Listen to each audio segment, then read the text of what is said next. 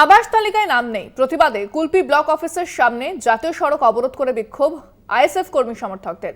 বিক্ষোভকারীদের অভিযোগ, এলাকায় যোগ্য প্রাপকরা বাড়ি পাচ্ছেন না। ঘটনাস্থলে কুলপি থানার পুলিশ পৌঁছে অবরোধ তুলে দেয় বলে জানা যাচ্ছে।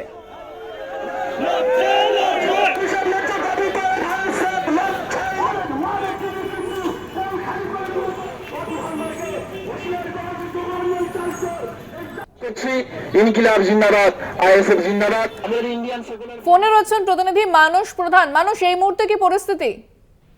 দেখো ইন্দ্রাণী, তোমাকে প্রথম বলে রাখি যে গতকাল আবাস যোজনার নাম না ওঠার তালিকায় সেই কারণে কিন্তু যে কুলপির যে ব্লক অফিস আছে, কুলপি ব্লক অফিসের সামনে কিন্তু 117 নম্বর জাতীয় সড়ক অবরোধ করে বিক্ষোভ দেখা আইএসএফ কর্মী ও কুলপি বিধানসভার একাধিক যে স্থানীয় বাসিন্দা তারা কিন্তু, কেন তারা যেটা জানাচ্ছে যে দীর্ঘদিন ধরে বারে বারে যতবারই কিন্তু আবাস যোজনার যে তালিকায় নাম তারা নথিভুক্ত করেছে কিন্তু তাদের নাম কিন্তু সার্ভে করা হচ্ছে না।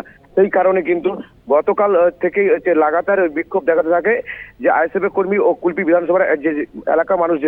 এর পাশাপাশি বলে রাখি যে কুলপি বিধানসভার যে বিধায়কের সঙ্গে আমরা কথা বলে জানতে পেরেছি, যেটা কুলপি বিধায়ক যেটা জানিয়েছে যে এটা হচ্ছে আবাস যোজনা যেটা তালিকায় নাম লেখা হয়েছে সেটা হচ্ছে আগে থেকে নির্ধারণ করা হয়েছে। তবে এই যে প্রধানমন্ত্রী আবাস যোজনায় যে বা যারা হচ্ছে নাম রয়েছে তাদেরকে যদি প্রকৃত যদি তারা প্রাপ্য হয় তাদেরকে কিন্তু ঘর দেওয়া হবে।